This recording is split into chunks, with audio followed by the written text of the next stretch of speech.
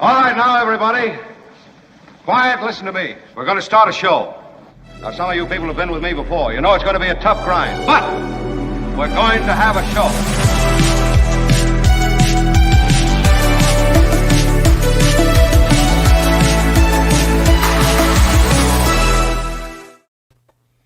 Hey, it is the Mark Thompson Show, and of course, Mark is traveling today back to Washington, D.C. to be with family.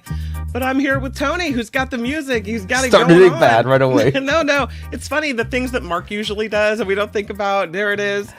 I literally just had it ready. And there it is. Oh, it is what it is. So we had David Cay Johnston, but he is traveling today. And a few minutes ago, he said he was not going to be able to make it work.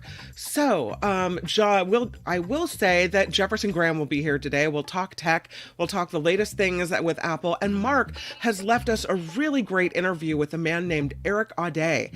He was held captive in Pakistan for 3 years. His story is the basis for a book and a movie, and he was on the TV show Locked Up Abroad. The story was featured. That? Yeah, the story was featured in it. Yeah. It's a really interesting interview. So that will be aired in the second hour. So it'll give you a little Mark Thompson and a really interesting story as well. But there's a lot to talk about today. Before we get into it, could you please click the like button? Click like, and subscribe here on YouTube is what it's about. We really would appreciate that. You can always email us at themarkthompsonshow@gmail.com. That's also the email if you're using PayPal to help us support the show. It is crowdfunded, and we always appreciate helping Mark make payroll. Trust me. You can also find more information on themarkthompsonshow.com. That's the website, and you'll find all the information and details there. Okay, let's jump into it because Tony, first of all, I should ask you, are you feeling better? Because I know you were better than I was. Yesterday. Still not great. No, it's no fun to be sick during summer. Right? It's summer. It's summer. You got to I have kids home right now, summer vacation. And I lived outside during summer. I was Did you? Gone. Well, you know that you can't do that. When we used to do that, we'd ride our bikes around and, you'd know to come home at a certain time at night when the street lights came on. Mm-hmm. But now... Slightly different for me. Yeah, it's hard to send your kids out without supervision because you don't know if people are going to say, where's the parent? I don't know. I don't know. I think it just... I just seems like just let them... Let them free. It's regressive to it feels like to be just like, let... So if you had let kids be... You'd be a free-range parent. Oh yeah, I'd be like, I'd be the worst parent. Everyone would be complaining about me because my kids would be I would make sure they were independent. They didn't need me at all. No, that's good. It's important. I mean, it's important. We are losing something that we used to have. It's the most fun of it. Yeah. Have some good friends. Don't die. That's good. Great as you're going out the door. Don't die. Set some stuff on fire. It's cool. You were telling me before the show you used to work during the summers when you were a little kid. Well, my parents had their own business, and and my parents were immigrants, and they just, that was just the way it was, and their own business. So it was like, hey, it's summer. My dad's like, it's summer. We leave at 7 a.m. What kind of business? Again, it was a electric motor repair. So for big cranes and Sure. Think of like electric motors, but just giant DC, AC, and that kind of stuff. Mm-hmm.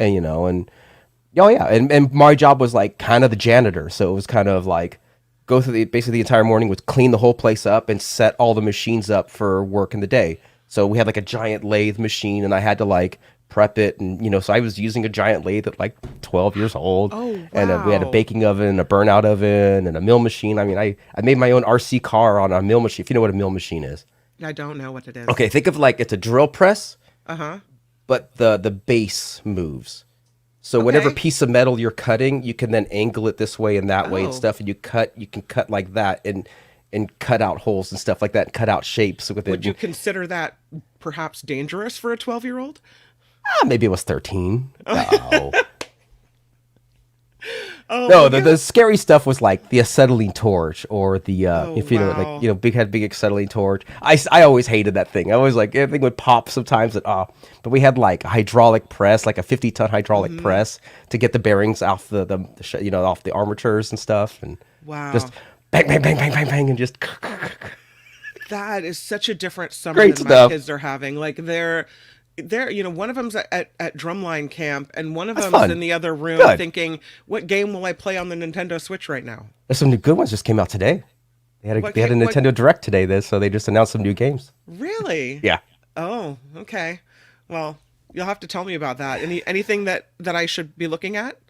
Today, that's not violent? the only one available today. Oh, the only one today I thought would look pretty good it was one from Metal Slug. It looks called Metal Slug Attack. Looked pretty cool, but like the re-release of Luigi's Mansion looks cool. The Dragon Quest, the remake of Dragon Quest, that's going to be cool, but that's in November. You're kind of like a giant child. Like, I love it. Yes. But you're a kid still, Tony. Yes, I am perpetually 13. I guess I was telling you before the show, there was an old cartoon called Robotech back in the 80s.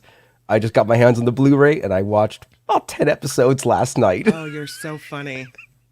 And realized I don't remember anything of that show from when I was a kid. Well, it's all fresh and new to you now, so that's right? Okay. Starting over. Oh, man. Well, happy summer to everyone. Let us jump into politics, why don't we? Because I saw this story, and I know you found video. This is crazy. Oh, I missed it. What'd you flash up? Oh, he wrote Metroid Prime 4. Oh, there you go. But I saw Only took 10 years to make. So funny. Hey, you know what? You guys, I love that you're connecting in this way. This is awesome. So let's talk about Steve Bannon for a moment. I know talking about video games is much more fun because Steve Bannon is a giant ew. And I thought to myself, it's easy to say just ew and brush him off. Like, these crazies don't matter. We don't really need to think about it because we can't take them seriously, right?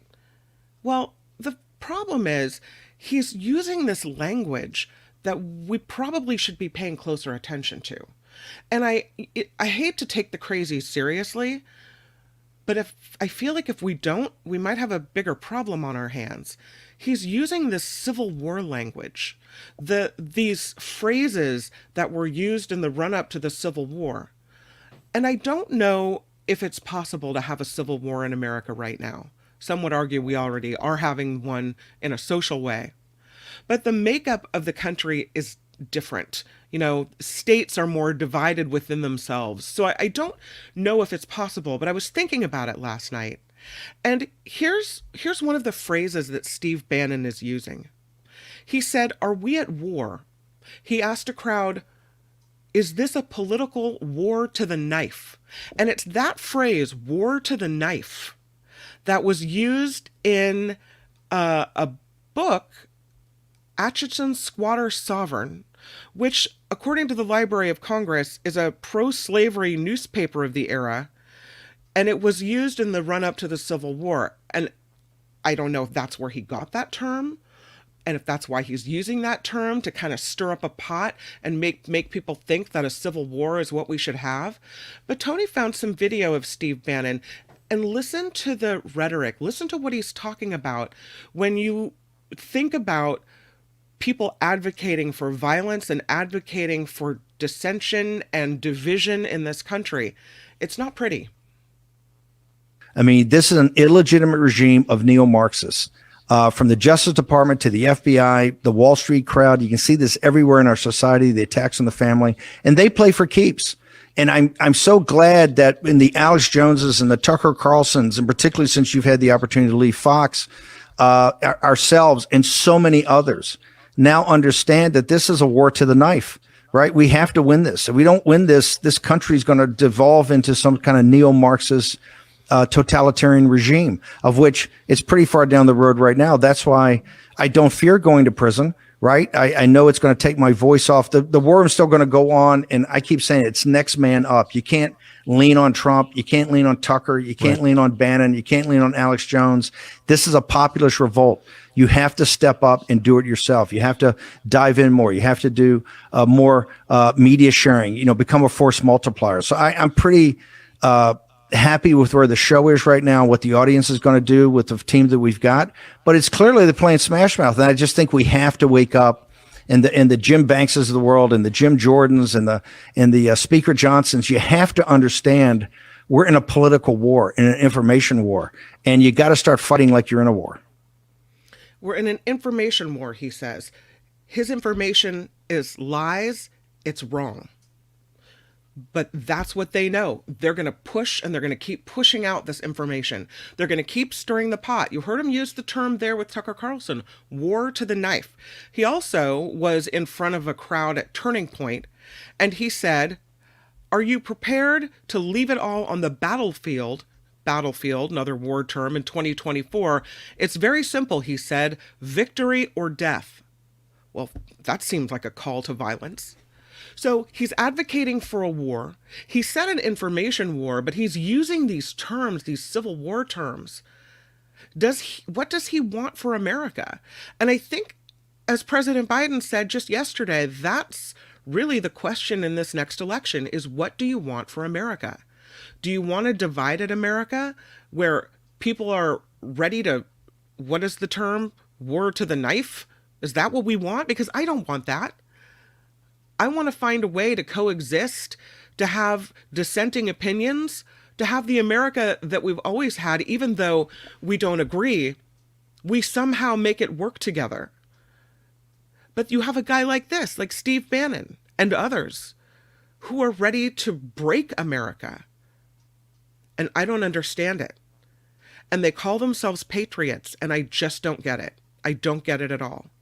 And I wonder, and maybe I'm getting way too deep here, I wonder if it means this grand experiment that was the American system of government is fragile and at risk, and if it's almost over.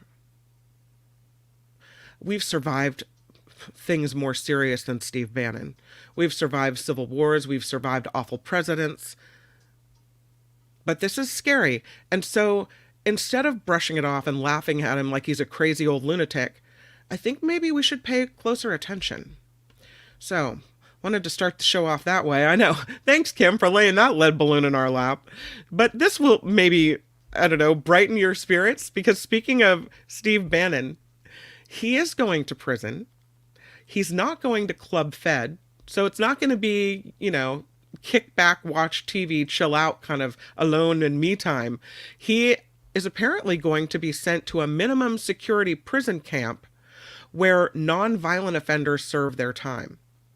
So that is what is happening to Steve Bannon. He has to turn himself in July 1st to begin serving a 4-month sentence for contempt of Congress. He was still appealing this case, but they said he can't stay out of prison pending appeal. So he's got to go. He is not eligible for the lowest level prison setup because of this criminal case that he still has pending against him in the state of New York. He's fighting the charges. He's set to go to trial there in September. He has been accused of defrauding donors in a fundraising effort to build the wall.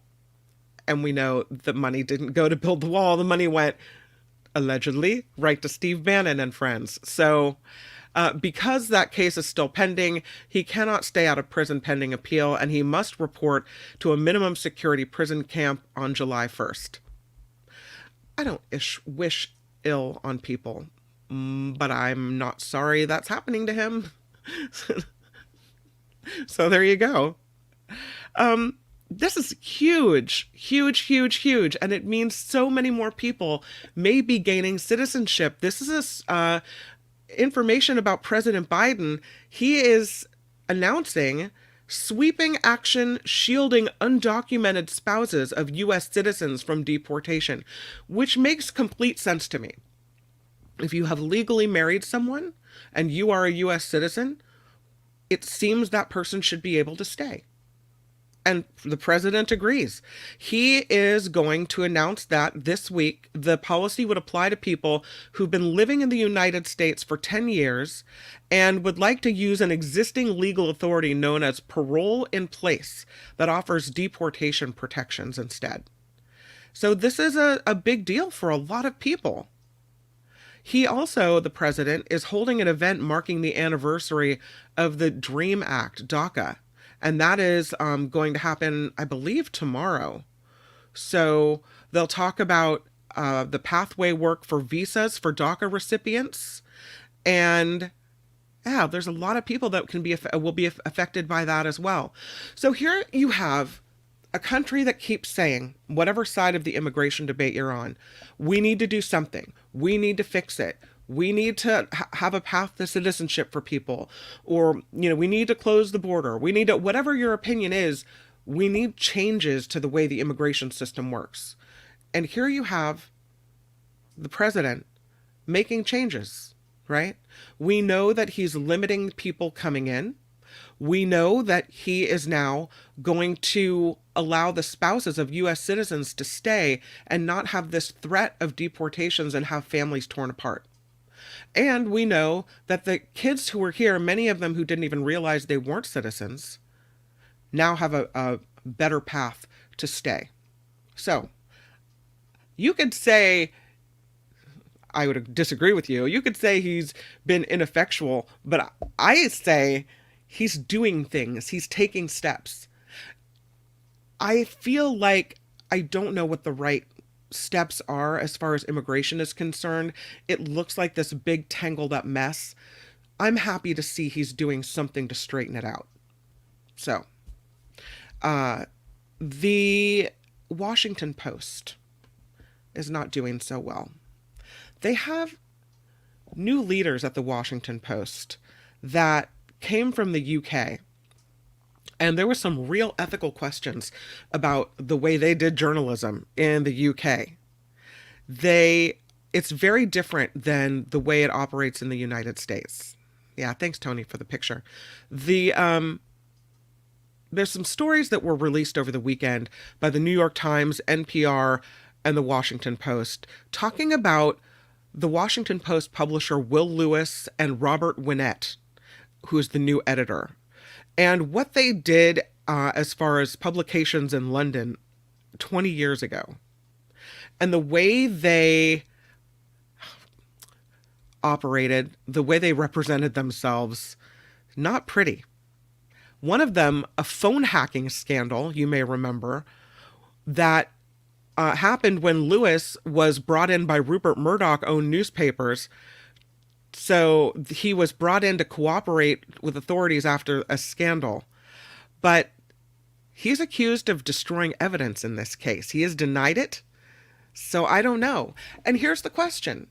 If we know how underhanded, sneaky, kind of dirty it seems that media in the UK has been, is that who we want running a publication like the Washington Post? I don't know. They seem to be willing to dip down into the gutter to get a scoop in the UK. And I don't know if that's the kind of behavior that we want to tolerate, because mainstream publications, and I know there's fringe people that would disagree, but mainstream publications have, in my mind, ethics and a reputation to uphold that is very important. And if they don't do that, then we have even fewer sources to trust. And if we have fewer sources to trust, then we become, back to the Steve Bannon. It's an information war. And then it just becomes, who do you want to believe, not what is actually true. So, the New York Times reported that Lewis and Winnett worked on stories in the 2000s that appeared to be based on fraudulently obtained phone and business records. So the allegations are that they're kind of skeezy. And no me gusta on that. No. The Supreme Court has a pretty big election issue. President Biden says that the Supreme Court is out of step. And he's warning that whoever is president next will likely get to choose probably 2 Supreme Court justices. And depending on who that person is, it puts a lot more of our rights at risk. So President Biden is issuing this warning about the impact of electing someone like Donald Trump and the way that would affect the future makeup of the Supreme Court. He said this over the weekend at that big fundraiser in Hollywood. There's Jimmy Kimmel. He was on stage interviewing the president. Do we have the video? The other one of the others drives around in $267,000 gift on vacations.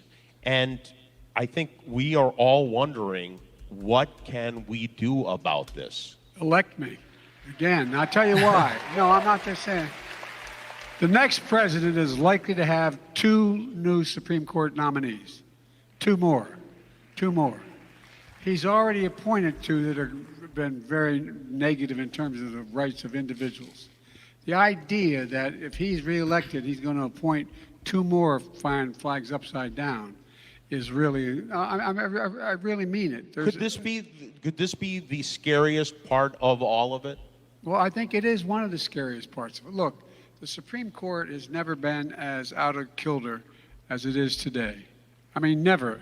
I taught constitutional law for 9 years. This guy knows more about it than most.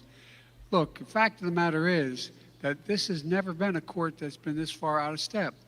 And by the way, when we said after the decision that overruled Roe v. Wade, the Dobbs decision, you had Clarence Thomas talking about the fact that there are going to be other things we should reconsider, including in vitro fertilization, including contraception, including all these things. And they're going. By the way, and gay rights. Marriage. But by the way, not on my watch. Not on my watch. And that's why I'll vote for President Biden, because he's promising me that he's going to protect my rights. The other thing he said is, well, they say we're not enthusiastic enough, that we're not feeling inspired enough. Why bother? And he said, hopefully we've learned our lesson because these elections matter in very concrete ways, and we're now seeing how much it matters when it comes to the Supreme Court. That's huge. So, and by the way, I mean, I thought he spoke very well there, has good command of the issues, and I didn't see anything that made me think he was too old to be the president. So, whether or not you're concerned about that, I think he's right. And it comes down to a choice between who's going to protect our rights and who's going to protect women's rights and gay rights, whatever else, and who is going to stack the court with more conservative judges to take those rights away. They say, you know, if someone shows you who they are, believe them. Well, I already found out who Trump was last time. This is a huge thing. So we have no room for apathy when we've got Bannon talking about war to the knife, right? We've got, as according to President Biden, 2 Supreme Court seats on the line. This is huge. This is very important. We have Jefferson Graham coming up in just a few moments to talk tech. But right now, how about we do some news, Tony? The Mark Thompson Show. There it is.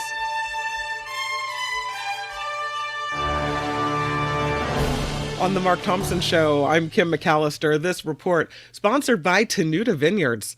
Again, President Biden making a major announcement on immigration today. The executive action will prevent about 500,000 undocumented immigrants who are married to U.S. citizens from being deported. The so-called parole in place could also provide them with a pathway to citizenship.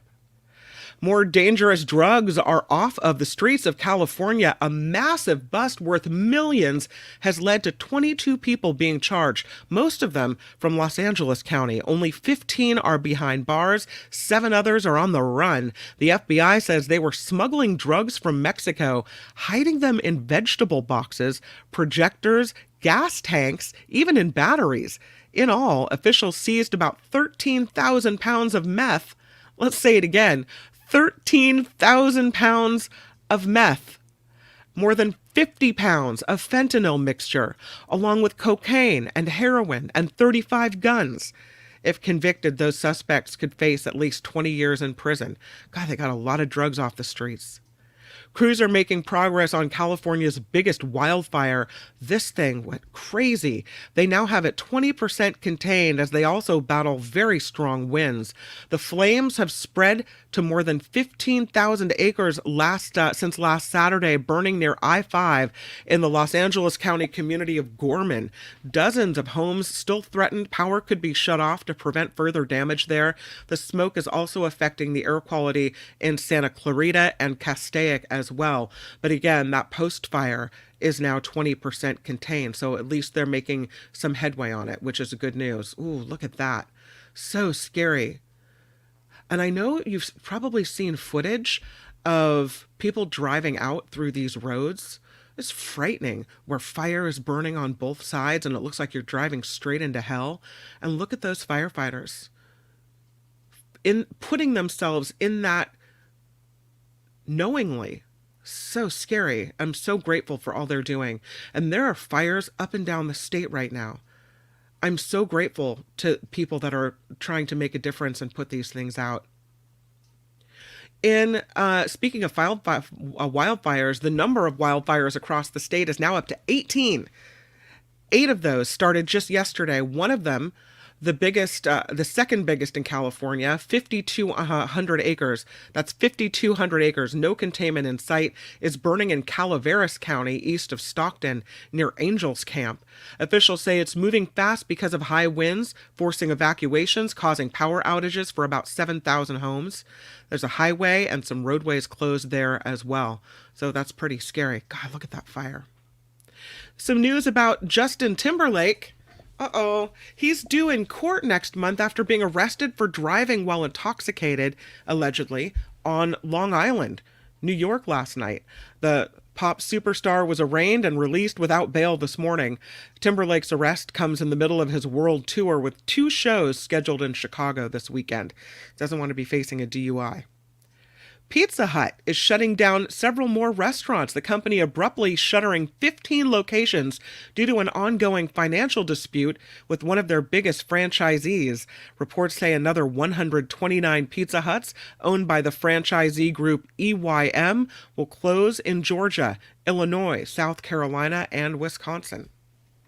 There's a protest banner at California's most visited national park. They're going to try to bring it down tonight, but rock climbers scaled Yosemite's famous El Capitan wall yesterday and hung it 1,500 feet off the ground. They plan to leave it up until sunset as part of a 24-hour demonstration. The banner reads, "Stop the Genocide." The group says they want to bring attention to all the lives lost in Gaza since the war in Israel began last fall. That makes quite an impact statement to hang it up on El Capitan. The world's largest steam... Oh, there it is. Yeah, look at that. Took a lot to get it up there, that's for sure. And again, it should be coming down tonight.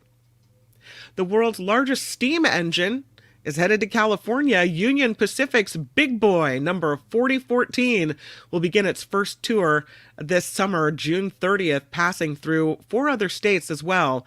They will do it while it makes stops across the West before arriving in Roseville July 11th. So train lovers in Placer County or visiting there will get to see it on display for 2 days.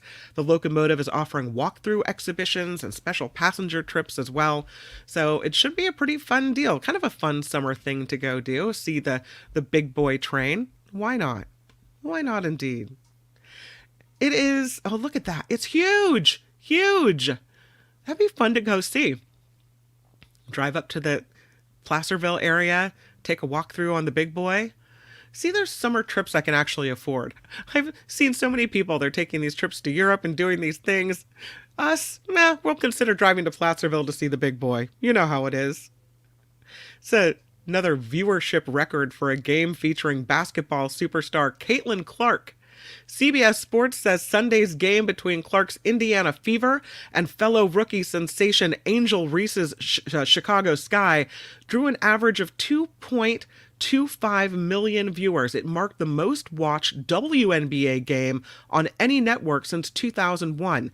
The game's viewership peaked at almost 3 million viewers. Clark and Reese will meet again Sunday with the game airing on ESPN.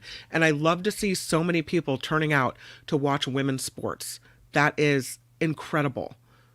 I mean, think about how many years these women have been, the league has been going on, that women have been killing it, just beasts on the court, and finally getting some attention. This is great. There is, unfortunately, bad news for night owls like me. A study out of Stanford University shows going to bed late is bad for your mental health. Researchers found going to bed by 1 a.m. can reduce the risk of developing depression and anxiety regardless of your chronotype. That's your preferred sleeping time, whether it's rising with the sun or going to bed late. They don't know why, but they found people who get up early and make the most out of daylight hours seem to have the best mental health. Researchers say regardless of when you go to bed, 7 to 9 hours of sleep is optimum. So, we'll see. I don't know. I feel happy, and I often go to bed really late. So, but okay, Stanford, whatever you got. This report is sponsored by Tenuta Vineyards, and Father's Day at Tenuta Vineyards is going to be amazing. The winery is open July 4th through July 7th. At Tenuta, they just released their 2020 Estate Pinot Noir, which I haven't tried yet. I'm sure it's awesome. I love a good Pinot, so I have to order some and check it out. How do you order? Well, you can go to tenutawinery.com, peruse all that they have to offer, and they have a lot to offer. They've got at least 17 reds, 14 whites to choose from. I love the Mark Thompson Why Are You Yelling Red, truly. I think it's really, really good wine. And I come from wine country, so I don't know if that has any, extra oomph for you, but there you go. Maybe it shouldn't have any extra oomph, but I really love the Why Are You Yelling Red. So there's the website. Now, the website is different than the email address. The website is tenutawinery.com. Then you can email Rich at tenutavineyard.com. Rich at tenutavineyard.com. Tell him you'd like to have this wine, this wine, and then tell him smash it with your iron rod. Look how pretty the winery is there. It doesn't look like a fun place to go for 4th of July weekend. I think so. So you tell them smash it with your iron rod, you immediately get 10% off. And if you order a case, it's 20% off. Tenuta Vineyards in Livermore, some good wine. So check it out, tenutawinery.com. I'm Kim McAllister. This is The Mark Thompson Show.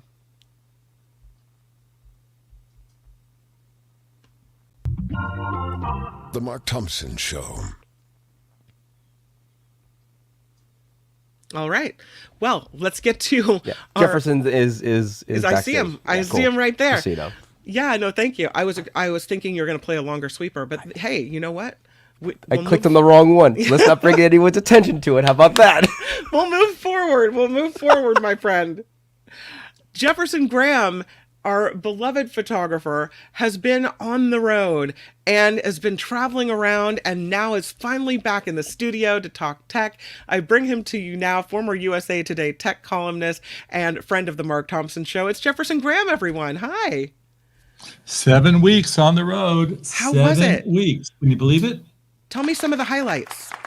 There were so many. Somebody just asked me what was the highlight, and it's just they were all so amazing. Okay. Whether that would be whitewater rafting in Cody, Wyoming, e-bike riding in Zion National Park. One of the greatest experiences of all time, because can you imagine a national park that has no cars and is open to us? And we could just ride bikes through, and it's actually not very hilly either. So that was amazing.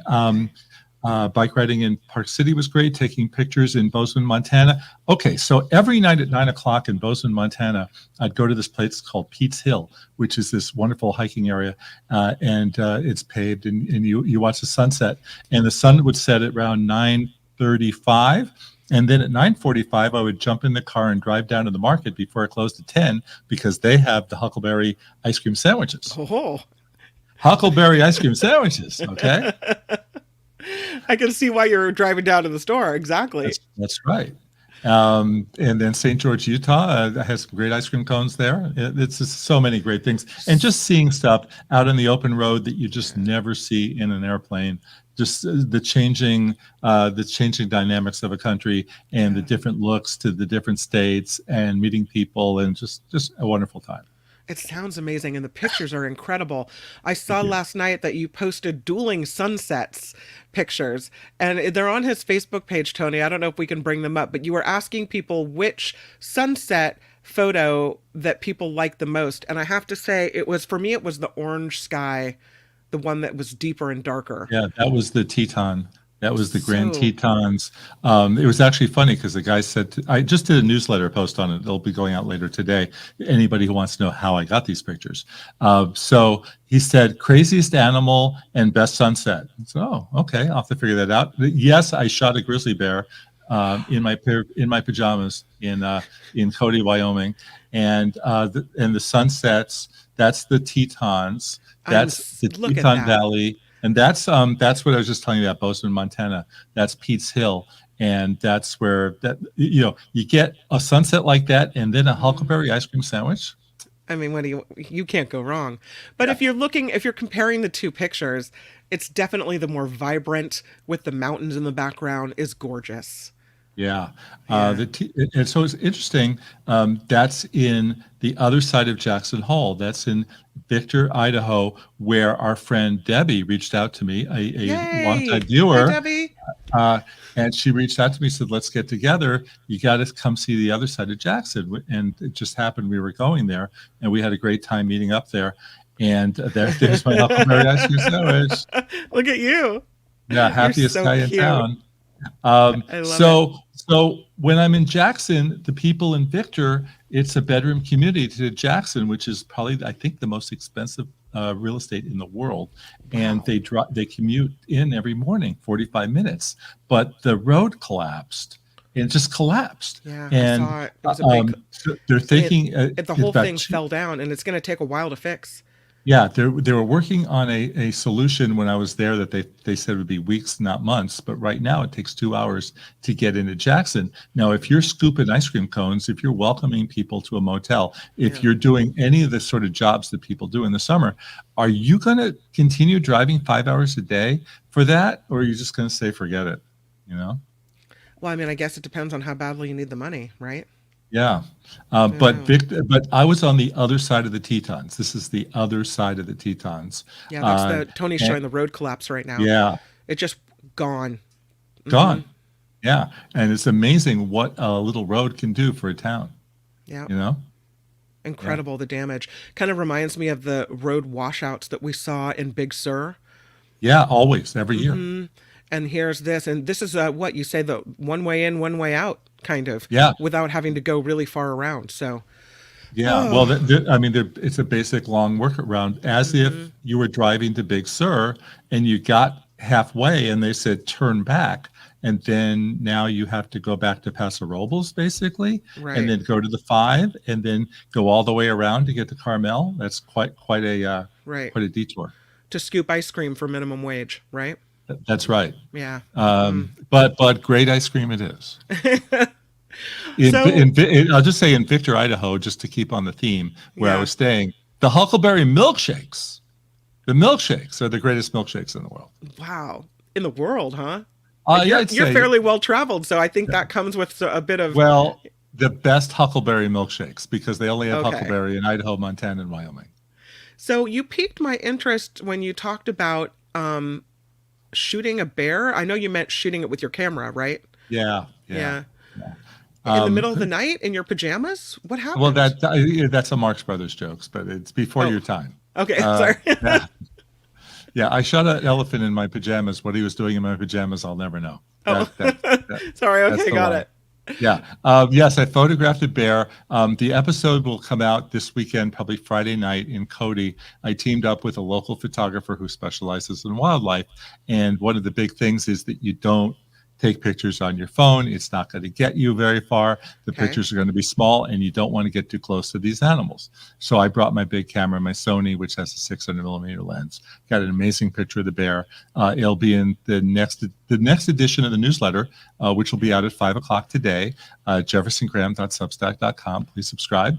And it will also, I'll have a lot of great wildlife in the episode from Cody on the weekend. I've got an owl and a fox and a bison and this giant bear that I did with the camera. And it's pretty cool stuff. Did you hear about the white bison that was born in Yellowstone? Yes, I did. How cool It's is really that? funny because they were saying, "Oh, you got to go get a picture of that white bison. It's down the road." And I said, "Oh, I'll just drive up, and the white bison will be waiting for me." Yeah, right. No, didn't happen. Yeah. So you can see at the bottom of the screen, jeffersongraham.substack.com. I'm subscribed to the newsletter, and I love it when it comes out. And then Photo Walks TV is the YouTube series. You can check out what he has done and been up to on his travels there. But you're also here to talk. Oh, look at that. Park City. It's beautiful. A river runs through it. If you get there early in the morning, you'll see some really nice reflections. Nice. Beautiful. And very American. Yes. Americana. Yeah. They say that's the most photographed barn in all of Utah. And it's Really? in Park City. Yeah, I don't know why, but it's gorgeous. It's so much fun. So talk to me. Oh, what's this? That's Zion National Park. That's one of my time-lapse videos. Oh, I love when you do time-lapse. I was lucky enough to have a balcony at our hotel, and if I get a balcony, you know what I'm going to do. Oh yeah, you're time lapsing. That's it. Yeah, that was like 4 hours. Oh wow. That was 4 hours in what, 3 seconds? Yeah. I mean, it's like crazy. Oh, now we're at night. Very Yeah. cool. So talk to me about tech, because Apple has got some changes and some things going Okay, on. so Apple made a big announcement last week about bringing AI tools to the iPhone, and you say, "Oh, that's great." Okay, so they're going to summarize my email. Wonderful. That and Siri is going to be smarter than ever. And you say, "Oh, okay, what? I'll be able to have a conversation with Siri." Siri's not going to say, "Oh, thank you. Here's what I found on the web. Go check it out." It's actually going to talk to me. So first of all, let's be very skeptical about this. Siri has been out for 13 years, and if you use it for more than just setting timers and reminders and alarms, I'd be surprised because it's been very spotty for 13 years. Now, all of a sudden, it's going to be better than ever. But the big thing that I want to let people know about is, first of all, if you want the new AI features, they're only going to work on 2 editions of the current iPhone, which is the 15 Pro and the 15 Pro Max. And they really want you to buy the next edition iPhone, which will be out in September. And I'm guessing AI won't be available on all of them. That said, the AI features they announced, there'll only be a handful in the fall when these new phones come out. Most of them are going to come out next year. This is more like just an announcement about things we're working on, but it's going to take quite some time to get there. Okay. I heard that Apple is also making some changes when it comes to text features and the iOS 18 upgrades. Yeah, I mean, there's a whole, basically they do an iOS update every year, which is fun because you could take your old iPhone and update it for nothing. I mean, they add you a lot of features. The AI features will not be part of it, but there's new features. The text feature, remind me, that's where it's going to be more compatible between Androids and iPhones. Yes, that's one of the things. They also said, when you do that tap back thing, where like if you sent me a text, I could push on it and then I could click the heart or the thumbs up button. Now, apparently, it's going to be any emoji on your phone. So it won't be limited to those 4. The wide world of emojis opens up. And kind of like, I do this all the time because sometimes I set up an email for the show late at night, and I don't want to email people in the middle of the night in case their notifications are turned on. And so I schedule it to go out at 8 a.m. Well, apparently now you'll be able to schedule texts as well. Okay, great. Yeah, I like the idea. So I could text you and say, text Jefferson Graham at 8:30 in the morning to let him know that I'd love to have him on the show today or whatever it might be. Yeah. Because I had the same problem in Europe. Remember, I'm in Europe and I want to text people, and then I'm going to wake them up in the middle of the night, and I didn't really want to do it. And because when you go to Europe, if you have T-Mobile, you have unlimited texting. You don't have unlimited calls, but you have unlimited texting. So you end up texting more often than usual when you're in another country. So, yeah, that's cool. The other thing I want to bring up is Adobe. Okay, Adobe makes Photoshop and Lightroom software that most photographers like to use. And they got sued yesterday by the Federal Trade Commission for deceptive subscription practices. Okay, it's pretty bad. So basically, if you want to subscribe to Photoshop and Lightroom, it's $20 a month. Great, right? Okay, fine. I'll do it. And but it's actually $240 a year because you can't go month to month. it's $20. And if you unsubscribe, 30 days later, you get a 50% cancellation fee on the duration of your contract. So it's now June, and I've committed to paying $20 a month, and I unsubscribed in July. I owe them over $100. And the fine print is very fine. It's very, very small. And it says maybe subject to a cancellation fee, and then you have to dig around to find out what the cancellation fee is. And those of us who we all have gotten screwed over by subscriptions. We all forget that we're subscribing. We all subscribe to too many things. Yep. But at least we know we can get out of them. Yeah, not in this case. So big lawsuit for them, huh? Yeah, which I don't think they're going to win, because it's pretty awful what they're doing. It seems like sometimes companies don't care. You would think that a company would be more about customer service and being, I don't know, straight with their customers to build that customer base. But lately it seems like all they want is the money. Like they don't care about the building of the business and the trustworthiness that keeps people coming back, but just it's a money grab. Yeah, it's a money grab. It's a publicly traded company. And so, every quarter has to be bigger than the last quarter. But this is a company that started off selling box software for hundreds of dollars. I mean, you would buy the new edition of Photoshop every year for $600, even though it had very few new tools. But you had to do it because that was what you did your work on. And most people would steal the codes and they would rip off versions. And so they went to the subscription model, and they were actually early.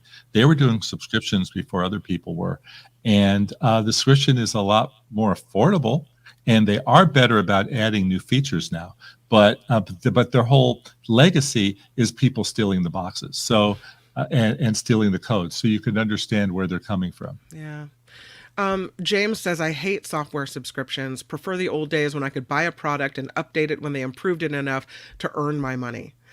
Yeah. I know you've got a lot of subscriptions, and I know sometimes you will subscribe to something like a streaming channel to get the free, the 30-month free or the 30-day free trial type of thing.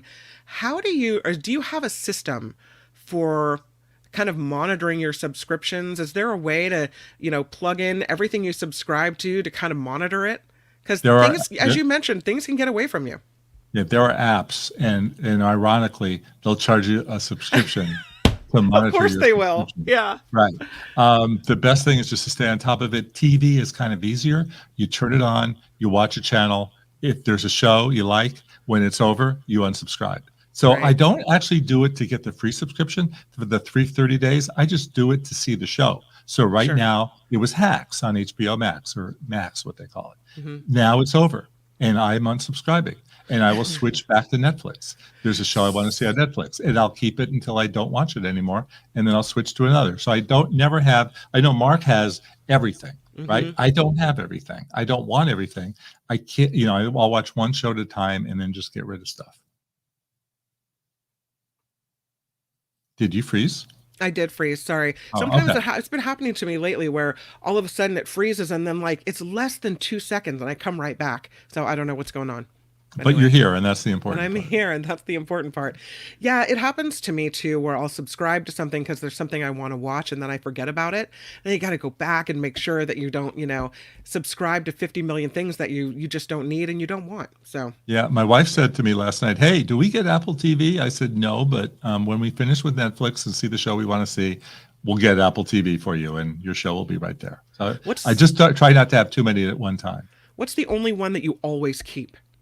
Well, I keep the Amazon Prime, even though I never look at it because of the shipping. Yeah. Yeah. But that would be the only one.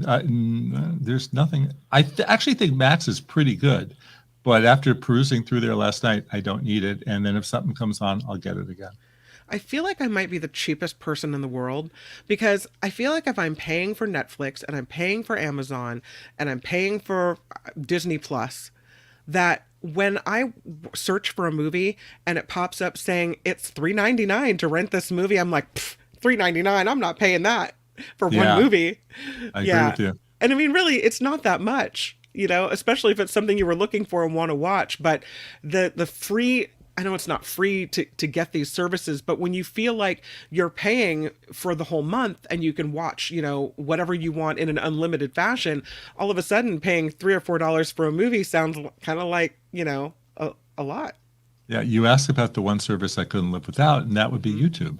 I watch more YouTube on television than anything else. I like the little short clips. I like watching the Jimmy Kimmel monologue at 9 p.m. instead of 11:30, And Google does an amazing job of knowing exactly what I want to see. So when I turn it on, you don't need the old menu. You don't need to go up and down. Right. It has comedy and music and photography stuff and things that I like. So do you do the regular YouTube, or do you do the YouTube TV service where it has all the cable shows?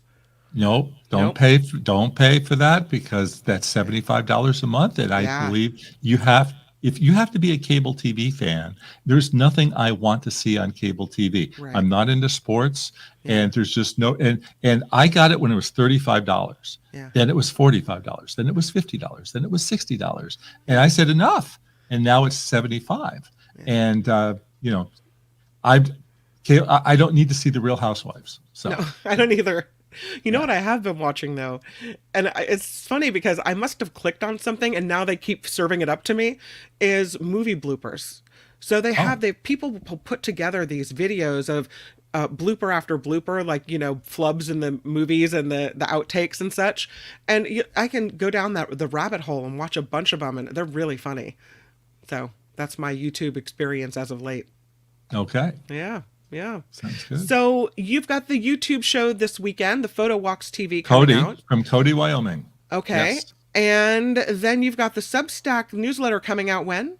Today. We'll have a new edition it comes out today. Okay. Yeah, I'm also doing a live show on Thursday with some other YouTubers who do travel show. They're called Tourist to Local, and we're going to talk about travel photography tips. They're amazing. They have just come back from Argentina and Mexico and Sicily. So we have a lot to talk about. Yeah, and I bet a lot of great pictures to show as well. That's going to be really fun. So you can see below, you can subscribe at jeffersongraham.substack.com to the newsletter, and check him out at Photo Walks TV here on YouTube. Jefferson Graham, you are awesome. I want to tell you, I know Mark's not here and likely won't be here next week either.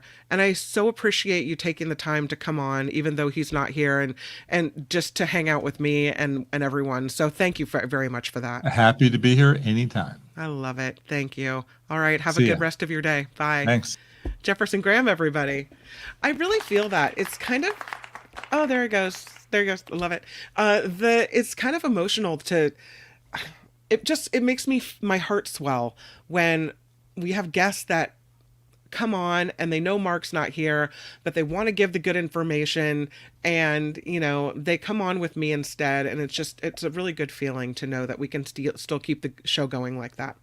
All right, let's do a little bit of news, and then we're gonna have I'll say it's a riveting interview with a man named Erik Audé, who spent 3 years locked up in Pakistan. His story has been featured in a TV movie, possibly, I don't know, Tony, if was a movie in theaters, but in on TV shows and books. And so Mark will sit down and talk with Erik Audé, and it's a pre-recorded interview, but I think you're really going to like it. But first, the news.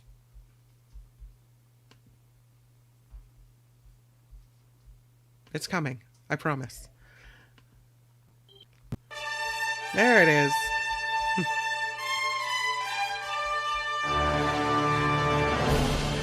On the Mark Thompson Show, I'm Kim McAllister, and this report is sponsored by CoachellaValleyCoffee.com. Let's talk about the Biden administration taking executive action now to grant temporary amnesty for illegal immigrant spouses of U.S. citizens. About 500,000 immigrants will be affected by this. The so-called parole in place plan protects them from deportation. It also could provide a pathway to citizenship. The Boston Celtics celebrating their historic 18th NBA championship with a big parade on Friday. The Celtics players will board Boston's famous duck boats for the Rolling Rally. The duck boats have become a tradition for championship parades in Beantown. The team rolled to a 106-88 win over the Dallas Mavericks to take that series 4-1 on Monday night. Americans pumping the brakes on spending these days. The Commerce Department says retail sales rose just 0.1% last month as inflation keeps shrinking pocketbooks. Retail sales include spending on things like food, cars, and gas. There's a small spending increase on musical instruments, sporting goods, and books as well. Here in Sonoma County, it's got a big emergency underway. There's a wildfire that's now about 1,200 acres. The folks are working on putting the fire out, and there is help coming from the federal and the state level as well. The fire started on Sunday on the south side of Lake Sonoma, burning toward the town of Healdsburg. It is now 20% contained. 400 people have had to leave their homes. Several structures destroyed, including at least 2 homes. Right now, crews are trying to protect other homes that are near the fire line as well. So that's a big fire burning in Sonoma County. As for that post fire off of I-5 near Gorman, that fire has blossomed to 15,000 acres, and they're working on containment there as well. In Oakland, a man is accused of firebombing a UC Berkeley police car. Casey Goonan, arrested yesterday in the attack, suspected of 3 arsons on campus as well. The latest happened on Sunday at the Dwinell Annex construction site. Groups against the Middle East war in Gaza have reportedly claimed responsibility online for all of these fires, admitting that they were retaliation for how other student protesters have been treated there. Look at that, with the big burn marks on the police vehicle, and now an arrest made in this firebombing and these arson cases at UC Berkeley. So when protests spiral into violence like that, yikes. The search is over for a hit-and-run suspect at a San Jose sideshow. Police arrested a man accused of injuring a spectator over the weekend. Mayor Matt Mahan says the 25-year-old threatened people's lives for a joyride and posted a reminder on social media that watching the dangerous stunts, that's all illegal. So police are still looking for the mob caught on camera attacking a police car as a reserve officer headed to that crash scene. They've got a big vote coming up in the city of Richmond, California. They're voting today on whether to tax an oil refinery. If approved, this measure will be put on the November ballot. Chevron is already the city's biggest employer and taxpayer, but has received several violations because of flaring that happens out at the refinery. That's why environmental groups are behind the push, saying this would be one way to pay for all the health damage that's being caused.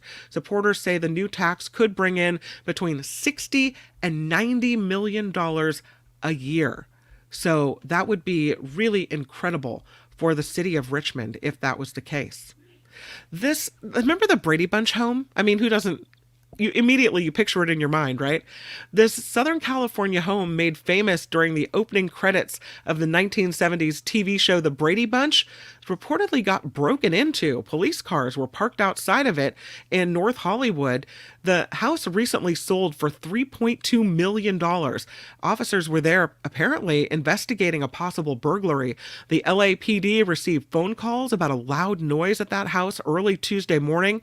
No confirmation at this point on whether a burglary occurred or if anyone was at that house at the time. There it is, the Brady Bunch house. Thanks, Tony. Yeah, it looks like someone may have broken into the Brady Bunch house. That's not what we want to hear. Leave the Brady Bunch house alone. Some things are sacred.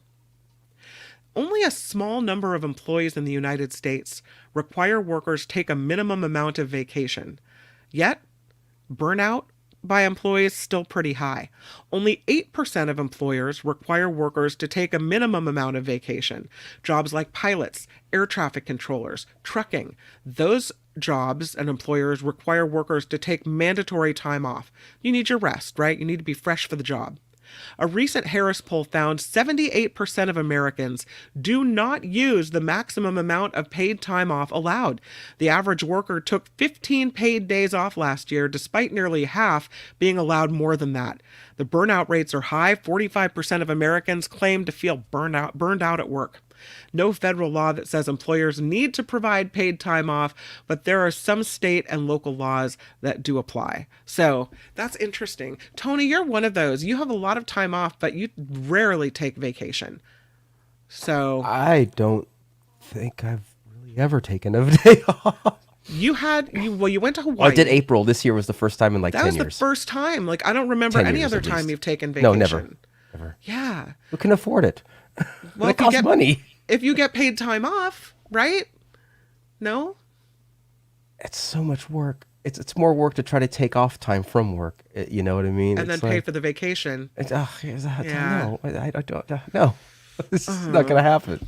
I find myself wanting to take vacation because my kids are getting older, and if I don't take these family vacations now, then you're gonna miss out. I won't get to. Yep. So yeah, but I hear Do you. them while you can, because time Yeah. catches up quick. I'll tell you that. If you have the time, don't let the time go to waste, right? Time's way more important than money. I'll tell you that over and over again. As Never take a day off. And That's exactly. This report is sponsored by Coachella Valley Coffee. If you're not taking the vacation, at least enjoy the simple pleasures, right? Coachella Valley Coffee. We know Mark loves the coffee. This is my favorite tea. I've tried, I want to say not all the teas, but a pretty good chunk of them, because the roast master General Cliff sent me a box of teas to sample. And I have discovered that my favorite tea of all is the vanilla tea. I just love it so much. I now crave it. I must have it. And so this is what has happened to me. I've become a Coachella Valley Coffee freak. Go to CoachellaValleyCoffee.com. If you find something that you're interested in and you get to the checkout page, the code, the coupon code is Mark T, no spaces, all together, MARKT. You put in Mark T, immediate 10% off just for being a Mark Thompson Show listener. And I'm telling you, if you like teas, and check out the tea bags they have as well. They're, I don't know if I want to say organic, but they're made in such a way that they don't have plastic or metal, and I really like them as well.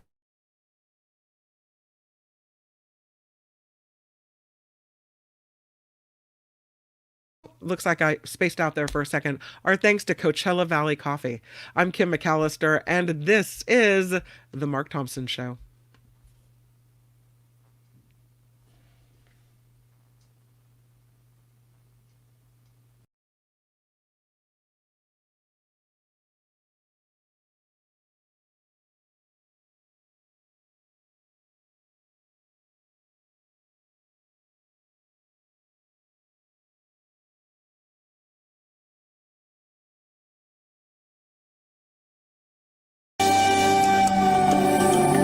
The Mark Thompson Show. I must tell you, it is with great anticipation that I bring you this next guest. Listen to this. The book is called 3 Years in Pakistan, the Erik Audé story. This is a riveting account of Erik Audé's tumultuous 3-year journey through the heart of Pakistan. This is the overview of the book that he's written, and I'm just giving you the summary offered, but it helps set the scene, and then we can follow up with some specifics. Falsely accused of drug trafficking, Audé's life takes an unexpected turn as he finds himself thrust into the unforgiving depths of a foreign prison system. But the Pakistani prison system, I can't think of anything worse on earth. I mean, well, we'll get to it in a second and talk to him about it. He talks about the fact that in the book he speaks of these insanely harsh realities on death row, people he met, inspiring moments, and he has to navigate the complexities of this Pakistani legal system. I'm curious as to whether he was given representation or how the whole thing worked. I mean, there's so much here, but he's made it. He's survived, and he's written this book, and he joins us now. Erik Audé, everybody. Hey there, Erik. Hey, Mark. Thank you so much for having me on. I really appreciate it. Oh, I'm excited to get into the book, and I'm also curious as to the origins of all of this. So I get it. You end up in this Pakistani prison. How did it happen that you end up there? I mean, it's not a 2-minute story, but this happened a long time ago. I was a teenager when I started working for a very good friend of mine's leather courier company, traveling around the world, importing expensive leather goods, getting paid for it. This was, 1999, 2000, 2001. And then I would find out the hard way that we were all being used to unknowingly smuggle narcotics The jobs were offered basically travel around the world, getting paid to import expensive leather samples and import it as your own clothing to beat the import tax. Because we were just kids. He was recruiting people who were in their late teens, early 20s, and the whole spiel basically was that there's a 55% import tax back into the U.S. It's kind of true as far as that part, but it was a smokescreen. It was to keep our attention focused, thinking that we're like doing something wrong by beating the import tax and pretending the clothing is our own, so that he could save anywhere from 14 to 16,000. We get a free trip. We get $800 spending money. For me, the trips alone were payment enough, and I was excited. Stop right there. Travel. Were you wearing clothes that you were smuggling, or were you carrying a package? No. It wasn't even a package. It was like you had a manifest, and then you would like grade everything. Everything was professionally folded and closed in a suitcase, and you would go through all, make sure everything wasn't damaged. And this is clothing now, or correct clothing, okay. But we were told like they were like $3,000 jackets, $3,000 skirts. Like girls pay $50,000 for handbags. I don't know who, but it's worth something to someone else. It was a smokescreen by keeping our attention off of what we were really being used to do. They didn't have to pay us what we were worth. Also, they figured we wouldn't draw suspicion to ourselves at the airports because we didn't know we were being used to smuggle any narcotics. It's all. I ended up writing. So where were the narcotics sewn into the garments or what? No. The clothes were. If I took the clothes out and put it in another suitcase, maybe I would have got the shit yelled at me. But I would have probably figured out that this was too good to be true. It was professionally hidden in the walls of the suitcase. If you emptied the suitcase, it just felt like an empty suitcase. But it was so thin, and it was built into the walls of the suitcase, so they had to like rip it all out. But couldn't one of those drug sniffing dogs sniff it out right away? Or you would think, yeah. And on one of my trips, which is actually in my book, I almost found out the truth when I was on my first trip to Turkey. When I was coming back through Sweden, a drug sniffing dog pulled me out of the crowd. But earlier on my flight in Turkey, there was cats messing around my luggage, so I just chalked it up to maybe it's smelling the cat. Also, the drug sniffing dog was pulling out random people left and right, and they put me in a room with like a whole bunch of other people who had been pulled out.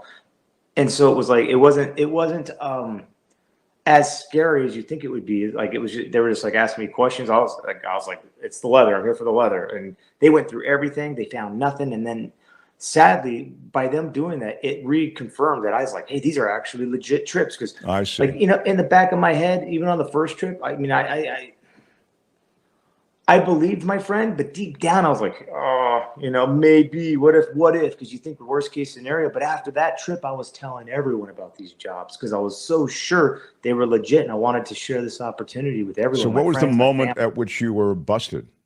I was busted. My friend, when I first started working for him, I was a teenager, but I was a working actor, stuntman. We had met at a gym in Burbank. I was his personal trainer. And he was always working out with me. So when you work out with somebody a couple times a week, you get to know them. You're not just talking about working out. You're talking about sports, women, life. And he was a successful Armenian businessman that was hiring people at the gym to travel around the world from. They were all going to Turkey, though. They were going to Turkey. They were coming back through another country. He wanted me to go every month, but I was busy. I was either doing jobs or I had life or I was doing other things, but I wanted to keep these opportunities open. So I was offering these jobs to everyone, all my friends, all my family, my brothers, my mother. I thought this was an awesome opportunity. I'd never been outside the country before until I met this man. And it was just a kind of a dream come true kind of job to get paid to go to another country. Also, I was, when I was very young, I never thought someone could do something like this to somebody else. And nowadays, I don't trust anyone. Hell, I'll look both ways on a one-way street just because I think someone might be coming down the wrong way. I have no faith in humanity anymore because of what happened to me. But back in the day, I was gullible. I believed that kind of thing would only happen in movies, and there's no way on earth someone could be shameless to do stuff like this. But I was wrong. Drug smugglers are shameless, and if they can get you to smuggle their narcotics for them and not tell you about it, they save a lot of money again, and also you don't draw suspicion to yourself. It didn't help that I was an actor, a stuntman, so everyone's like, "Oh, you're acting." I'm not acting. I'm not a good actor. I was the unlucky one. I was very unlucky. I was the one who found out the hard way what we were all being used to do. But the sad part about it is if anyone was built for jail, it was me. And that's the thing I was happiest about, was that it was me it was happening to, and not one of my countless friends or my family members that I encouraged this job to. So if anyone was going to have to go through this, I'm so glad and grateful that it was me, because I want to get to the prison system in a second, but I imagine this moment like in Midnight Express, where he's I'm sure you're familiar with this film by now. Of all people, you'd be familiar with it. Yeah, but what was your moment where they discovered that there were drugs and you were an unwitting mule? Yeah. See, well, Billy Hayes. So I've talked to Billy Hayes many times about what happened to him, and he was the guy in Midnight Express. Yeah, he knew what he was doing. I mean, so he says, it sucks what he went through, but at the end of the day, he's the reason why he went through that. Now, what happened was I wasn't even supposed to make this trip. My brother Peter, he was, at the time, he wasn't doing very well. So $800 was a lot of money to him. And this is back in 2001, right after 9/11, by the way. So the world is changing quickly. Like, I thought the world loved us until 9/11 happened, and that's how naive I was. That's how I didn't understand. I didn't understand how hated we were, because we were sheltered in the U.S. That's well, I was. So my brother says, I want to take a trip. I'd love to go to Turkey. I could use $800. So I set him up with my friend Ray. Now, during this time, I'm filming 4 different TV shows. I'm reoccurring. I just worked over the course of a year and a half on The Scorpion King. I finished The Planet of the Apes. I'm a working actor stuntman. I'm doing great. I just booked a pilot called 360. I got a movie lined up. I got a lot going for me. And then all of a sudden, my friend calls me and says, yeah, your brother's not going. You need to talk to him. I've already set everything up. I'm going to lose a lot of money. And I'm thinking, like, why is my brother doing this? Like, it's making me look like a jerk. So I call my brother and I go, hey, Peter, what's going on, man? And he's like, I'm not going. I'm like, why, dude? You can't. I set everything up. You're making me look like a dipshit. He's like, yeah, I'm not going. I'm like, you're going to be fine, because it's not safe over there. I go, dude, Turkey's a great country. You're going to love it. He goes, it's not to Turkey. It's to Pakistan. And this is the first I'm hearing about it. The first I'm hearing that it's to Pakistan was through my brother Peter. And now I can't vouch for Pakistan. I can vouch for Turkey because I've gone there a couple times. But I don't know what anything is. So I call Ray up and I'm like, hey, what is this crap about it being in Pakistan? He's like, look, because of what's going on in the Middle East right now, I'm getting a really good deal on leather goods over there. I'm like, good, well, then if that's the case, you could FedEx it back. You don't need anyone going over there to get it. He's like, Eric. And he was a really good car salesman. That's the thing about Ray. He was so likable. These guys are scammers, so they're good. He worked it well, I guess. Oh, he did, and he's also. So he convinced you to take the trip to Pakistan instead of your brother. I went in place of my brother because I got guilt tripped, and also when I say I'm going to do something, I always do it. My word means a lot to me, and I didn't want to. He made me feel like I was letting him down. I was really screwing him over. I mean, I was there for 5 days, and those 5 days were awful. I got I drank some water at a little hole in the wall spot. Pakistan is an unforgiving country. I'm sorry. I mean, I just imagine that every place is a hole in the wall spot in Pakistan. It is. I've been all over the world, and there's beauty everywhere. But I'm going to tell you right now, if you want to go to Pakistan, don't. You're not missing anything. You're going to avoid a lot of headache. But there was no foreigners there. There was no English anywhere. If you want to eat or something, you're playing Russian roulette with your health, because everything's ridiculously spicy, so you're going to want to drink some water. And if you don't drink it out of a bottle, you're going to pay for it, like I did. So I literally got sick for drinking something the first day I was there. Everything was going. This trip sucked from the very beginning. I was told by my boy Ray that his friends were going to show me around. We're going to have a good time. The second I landed in Pakistan, his friends are like, Ray messed up. You were supposed to fly to Karachi, which is like way south, it's in a completely different part of the country. And so I'm like, so what does that mean? They're like, oh, we're just going to put you at the hotel. You stay there. We'll come back in 5 days. I'm like, oh, that's not why I'm doing these trips. I'm doing them to go around and explore and try new things and go to museums, sightsee. That's the whole point. And so they dropped me off at a hotel and they're like, just stay here. And I was like, well, I'm an idiot. I was still a rookie when it came to travel, even though I'd been to Turkey a couple times. I was still a rookie when it came to traveling. So I didn't think to change any of my currency. So Ray had said that they're going to give me money. So I'm like, Ray said you're going to give me money. So they're like, oh, really? And so they gave me 1,000 rupees, and they're like, that's like 300 American bucks. It was less than $18. All right. Wow. Well, you should have already. This thing is going sideways. Oh, it's so. But you stay there. You get the stuff that you're, the as per usual, right? Everything looked the same. You had the luggage. You went to the airport. And what happens? You check in with your ticket, and they go, "Wait a minute," or what? When is the moment? Never even got that far. I was because in Pakistan, on average, they're really tiny. Like they're like 5'4", 5'6". I'm 6'1", so I'm towering everybody. And there was this really long line for the international terminal, and I get called to the front of it. I'm thinking like, all right, pays to be an American, and all the attention was on me that day. And here I'm thinking like, man, if I could just go back in time, I would go back to the day before I left for Pakistan, just drive Ray out to the middle of the desert and bury him in a hole with his head sticking out, pull a Sons of Anarchy.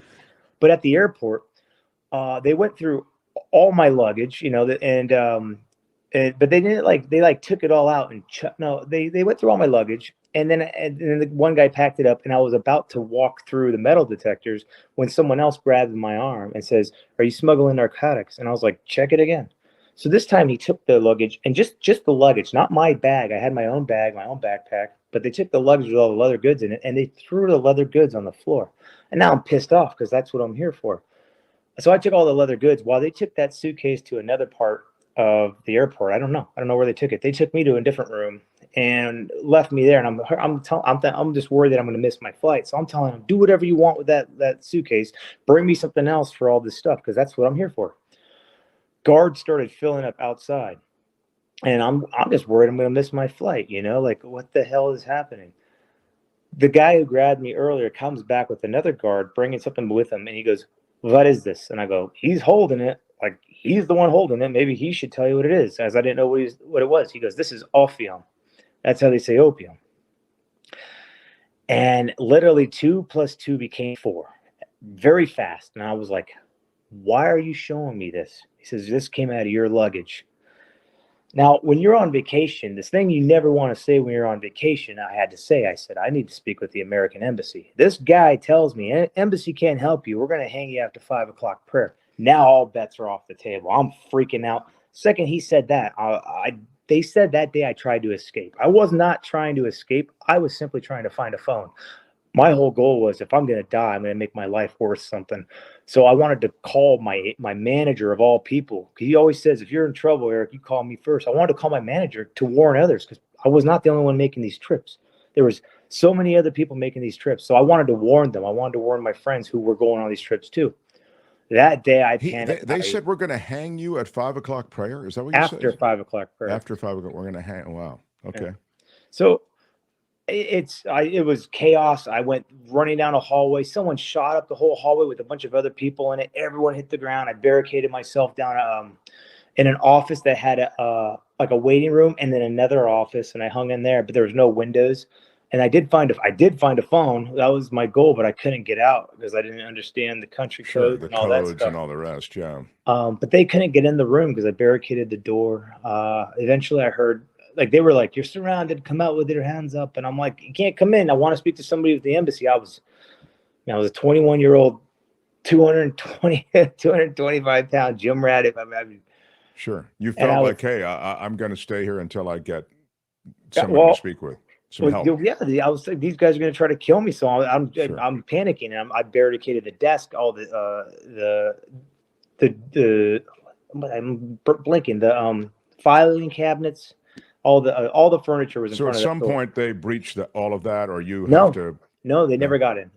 But someone from the embassy came, and someone I thought was from the embassy, but it wasn't. It was the DEA, and they said, "You want to speak with an American?" I was like, "Are you from the embassy?" Yes, I was an idiot, and they're like DEA, and so I was asking them stupid. But I don't want to give it all away because it's all in the book, but I'm giving you the crackerjack version. So the DEA came there to see what was going on, basically, but in their eyes, I was guilty because DEA is not there to decide if you're innocent. Their job is to try to get the bigger fish. They assume that I'm just a piece of shit drug smuggler, and they want to get all the bigger fish and all the people that I'm apparently working for. So they didn't give a crap about me, and they were belittling me. They were changing their questions as I'm halfway through an answer, trying to catch me in a lie. And this is all there at the airport? This is all at the airport. It was in a different room though. Like first they got me Right. out of the room, and then they brought me to a different part of the room. Someone's like, it was like, I don't know, some superintendent's office. While three of them were in there, was one, and then one Pakistani dude whose office it was, and then all the guards were outside.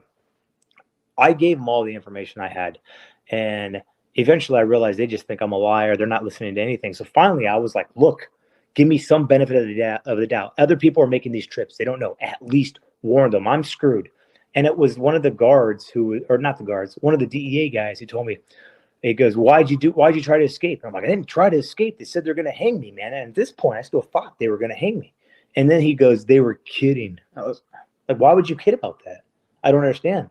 Like, I wish. I'm on your side on that one. So they haul you out to a prison. You end up in a Pakistani not prison. At first. No, not at first. First they brought me to I got brought to a lockup. They put me in like just a general lockup at a police station. I guess it was airport police station, where there was a bunch of Pakistani men in the cell. Things went south fast in there. People, someone asked me where I was from, like an idiot. I'm like, America, because I was just a cocky football player, stuntman who, everything I knew about prison, I knew from the show Oz, which was out in there in the time. And, you have to be tough when you go in there. Otherwise, you're going to be someone's bitch. And that's not an option for me. Plus, I'm like, no, I'm only going to be here a couple hours because I'm innocent. They're going to call my mom. Yeah, the rest of you guys, you're going to be here a long time, but I'm out of here. No, Yeah. there's at no point. At that point, I was like, there's no way I'm going to be here that long. They're going to call my mom. They're going to arrest Ray. He's going to, there's too many people making these trips. There's too many people that know. So at this point, I'm like, this sucks what I'm going through, but I don't think I'm going to be there that long. These guys start trying to fight me. Like, it's a room. Like, I feel like the Santa Claus in Gremlins. All right. But they're not, they're old men. They're small. The other guards are like they think it's a hoot because I'm just laying these dudes out. But then they finally say, okay. And they bring me to another cell, and they put me in a smaller cell that has only two guys who aren't trying to do anything. Two people from the embassy come. This girl named Christy and the Pakistani interpreter, a guy named Afzal. They come to the police station. First thing she says is, "How are you doing?" I was like, "Great." And then I said something stupid because I thought I was going to be out of there soon. I said, if I'd known that I'd meet You're always speaking movie dialogue is your problem, Erik. Yeah. It really is, dude. Because I'm thinking at the time that you think you're James story Bond. one day. And, right. Go I ahead. said to her, hey, if I known I was going to meet someone as pretty as you, I would have gotten in trouble a long time ago. Oh, my God. And she says, yeah, he's from California. And so she's like, how you doing? I'm like, great. She's like, no, really, how you doing? I'm like, I'm awful. I'm in jail. My flight took off. So how do I get out of here? She says to me, now this is a Friday. This is the day after Valentine's Day. Because this is February 15th, 2002. This is only a couple months after 9/11. So this is the worst timing that I could be there. That's how dumb I am, right? She says, well, this is what's going to happen. They're going to present you in front of a magistrate tomorrow, and then they're going to decide how long to leave you in physical remand. I'm like, what's physical remand? She says, it's exactly what it sounds like. In Pakistan, they figure that if they can't get the truth out of you, they can beat it out of you. I'm like, whoa. What are you talking about? She goes, that's how it's done here in Pakistan. I was like, okay, so what are you guys going to do to stop it? Like they said, there is nothing we can do. All we can do is make sure that you're not being treated any differently than anyone else, unfortunately. And while she's saying this, they're beating the feet of some dude over here who's screaming his head off. They think that's how it's done there. So she says, yeah, you're going to be presented tomorrow in front of the courts for physical remand. And I go, when will I see you guys again? They're like, we'll try to come back on Tuesday. I'm like, Tuesday? What? Like, I'm over there behind the bars and I'm laughing like this. I'm like, this shit just keeps getting better and better. Oh, my God. So all of a sudden, I tell her everything I can. She's like, you don't have to talk to us. I'm like, no, I'm going to talk to you. I give her my mother's information. I'm like, Ray, that son of a bitch, the gym, blah, blah, blah, blah, blah, blah, blah, blah. I'm innocent. This must be my brother's trip. And like, I catch her up and she's like, okay, sure, we'll see.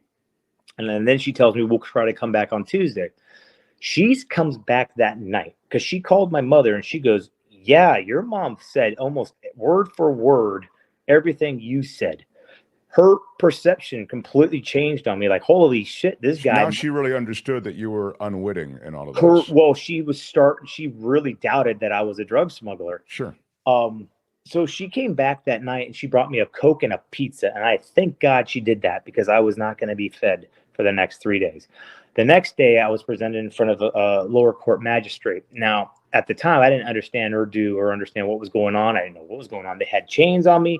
I was presented through a bazaar that had, I want to say hundreds and hundreds of people, but there's way more. It went back forever. And people were asking me for money while I'm in chains, being paraded through the crowds. They're grabbing my legs and everything like, hey, can I get some money? I'm in chains and you guys should be giving me stuff. Now they put me in front of this court and I'm over there just like, okay, just let's see what happens. Fuck it. Let's go.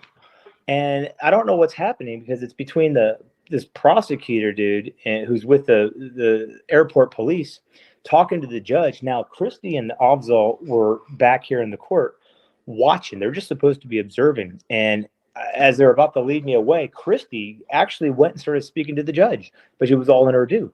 I had no idea what she was saying and everything. She wasn't supposed to be meddling, I guess, or whatnot. She was just supposed to be observing. She got involved. And when they were pulling me away, I was like, so what was that about? She goes, they wanted to give you 10 days. I got you 3. And I was like, I could have lasted 10 days. She says, you're welcome. I was like, thank you.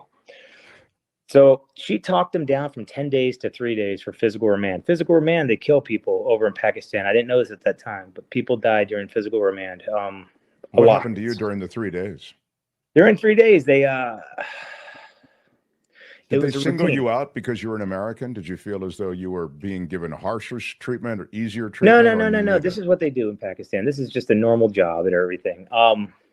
The guy who was in charge of interrogating me and having deciding which stations to put me on, it's like a routine thing. It's just clockwork. It's not improvised. It's just you go in there, you get hung up, you get beat like a punching bag.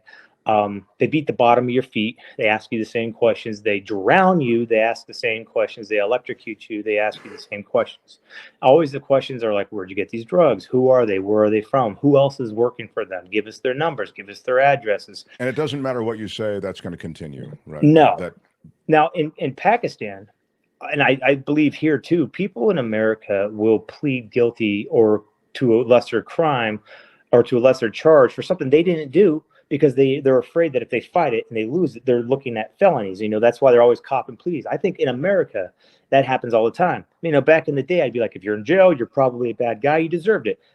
Not anymore. Now I think the majority of people who are in jail or in punishment probably just had a bad lawyer or were too scared to fight it. In Pakistan especially, people will admit to everything to get them to stop beating you. So you got people who aren't involved in any way, shape, or form, giving up names of other people who aren't involved in any way, shape, or form because they want the beatings to stop. So now you got a whole bunch of people who are part of something that they had nothing to do with, admitting they're part of it and giving up more names because they wanted the tortures to stop. So for 3 days, they tortured me for information I did not have. After 3 days of torture, in effect, and I assume you give them the same information you'd given everybody, since that was real information. That is to say, Ray, mom, etc. Right? The first 2 days, I gave them absolutely all the information, and it stayed consistent. On the third day, all they wanted me to do was admit the drugs are mine. That was their goal. Just admit the drugs are mine. All this will stop. Biscuits, tea. I admitted nothing. Absolutely nothing. And by the end of it, though, the guards were actually kind of like, I don't know. They weren't as mean with me, They were like, they felt kind of bad for me. And so, because this is just their job, they weren't getting off on it, but that was their job. And at the end of it, when it was all over, the guards were like, hey, you okay? Let's go. And they weren't like thrusting me or anything else. I noticed that. So I kind of won them over with all the shit that I took during those 3 days. Was there any English, by the way, or did they not speak at all? Well, not the guards. The guy interpreted. There is an interpreter there as you're being tortured. No, there was no interpreter. No, the guy who was asking the questions, he spoke. He could see English, but he couldn't understand it. And I would figure that out because when I start trying to talk to him, he just never repeated what I said, and it would ask another English question. Right. Yeah, but I guess they just wanted to hear names, numbers, addresses. Yes, the drugs are mine. That's the only things they wanted to hear. They didn't want to hear how I worked at a gym, how I was a stuntman, all this kind of stuff. They didn't want to hear none of that. How you end up in this prison system for so long. So something in the 3 days or something in the preloaded way in which they treat you, or just in the constellation of events. So you had the bags, it's your stuff, you're going to prison. Is that kind of where we end up? Well, yeah, and that I'm a foreigner. And Pakistan has bail, but not bail like we have. In bail, you go home that day. In Pakistan, you don't even get a chance to get bail for years. By then, you've already been punished. And if you're a foreigner, you don't even have a chance of getting bail whatsoever. And what was your sentence? What's that? What did they sentence you to, or why? When you go into the prison system, how long are you going to be serving? Do you think, or? When I went to jail, I went to jail after 5 days. I was arrested on the 15th. I started getting tortured on the 16th, 17th, 18th. So I went to jail. I went to jail on the 19th, and in jail, that's when I learned when my next prison or my next court appearance would be, and it was told it'd be in 2 weeks. So, but my first day in jail, I went in swinging because, like I said, the only thing I ever knew about prison was what I learned on Oz.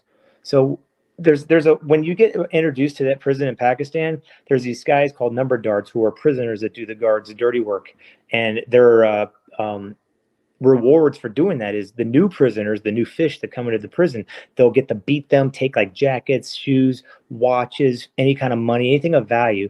And normally there's like anywhere from 12 to like 15, 16 of these guys, but about a dozen are coming in. So you'll have like one guy for one guy, sometimes two guys for one guy, and everyone's like covering and everything up. So I knew that I was going and fighting because the guards were over here after they took all this stuff off me. One guard was like, and I'm like, just open the fucking gate, because I'm thinking kickoff or whatever. And I'm thinking, man, you better go in hard. Otherwise, these guys are going to make you the bitch. Good thing for me, though, is Pakistanis are wearing dresses and they got beards and sandals. I'm in, boots and my damn, motorcycle jacket. And so I went right through these dudes. And so they couldn't surround me and started backpedaling the whole time, using their beards against them, throwing them on the ground, body slamming. I'm just leaving a trail of these dudes. Now, if I knew then what I knew now, I would have gone in a lot nicer and made friends because Yeah, because you went a need lot more people bees in with there, honey. sure. Yeah. But I'm scared and everything, and I didn't want these guys to hurt me. Some little guy who's a Mashakti is a prison worker. And I shit you not, he's like 4'10". This guy, like, just coming up like, la, la, la, la, la, like telling these assholes to knock it off. And I'm thinking, there's no way this guy's gonna try to hurt me because he looks like an Oompa Loompa. He grabs my arm to pull me, to show me where to go. So thank God he gets me away from all these jerks who I've been fighting.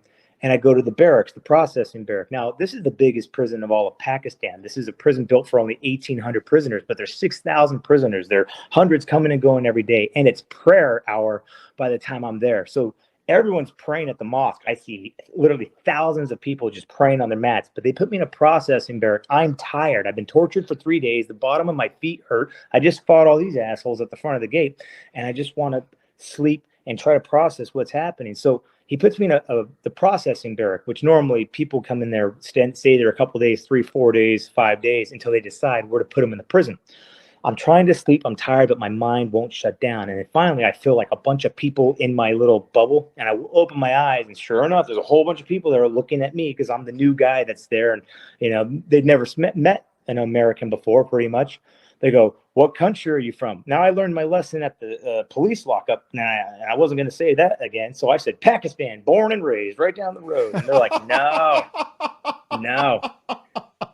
you're an American. And I'm like, that's a bad bluff, pal. I got to say, that's I'm like, I'm not American. And then they put me right on I'm on the front page of the newspaper. They're holding up, and there's me posing with all these guys because I was an asshole thinking I'm going home that night. It'll be a cool picture. And I'm like, oh, shit. So next thing I know, I'm fighting the whole fucking prison on the second floor, and I'm getting my ass handed to me because I'm tired. There's too many of them.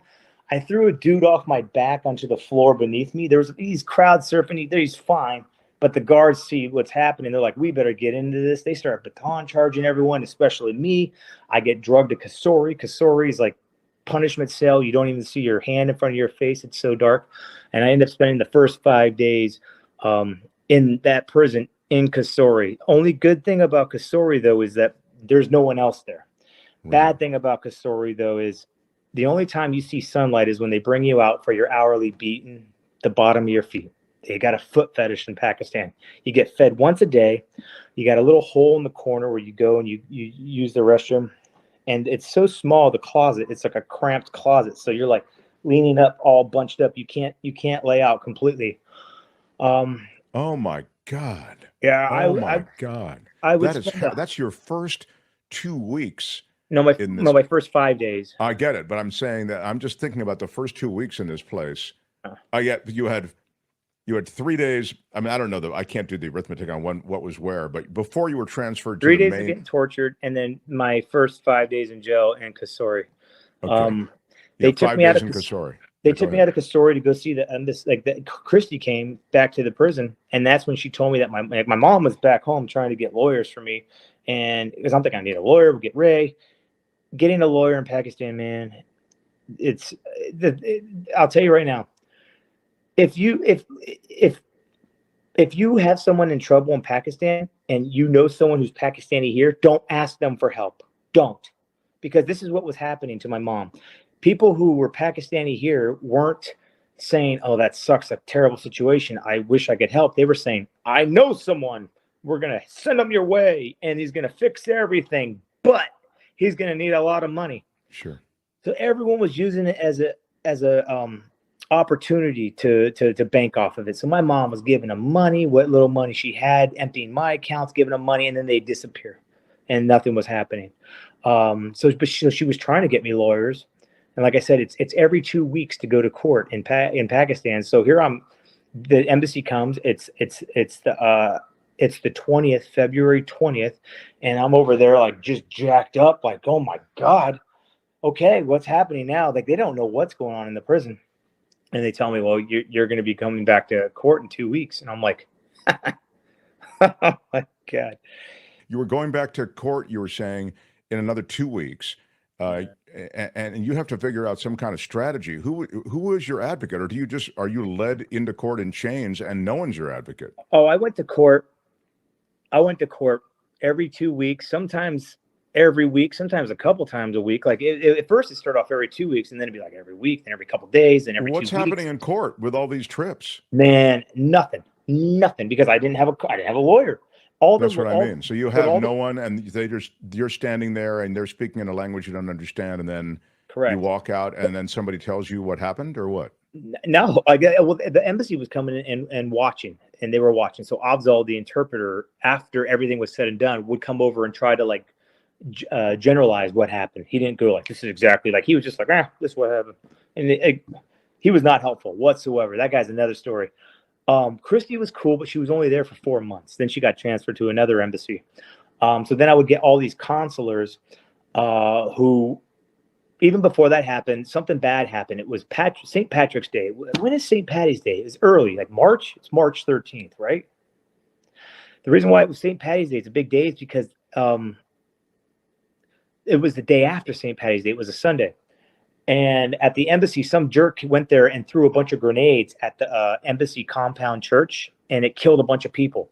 But because it was the day after St. Patty's Day, the church wasn't as packed. And the reason I found this out is because everyone was hungover from St. Patty's Day. So being hungover is what saved a lot of people. I know we're laughing, but a lot of people died. And because a lot of people died, the embassy started to get a little bit more under security. Like, they weren't coming out as much. And they were like, so not people just couldn't come see me anymore. The ones that would come see me, though, were under police escort, armed. They would drive like 120 miles an hour to get to and from the prison. And the consulars got meaner and meaner and meaner, and because all they were being told is like, yeah, you got a drug smuggler. And sure, you're now a hand-me-down from the people who originally knew your story. Yeah, correct. And it was only the people that were like, I want to get out of the compound, I guess I'll go.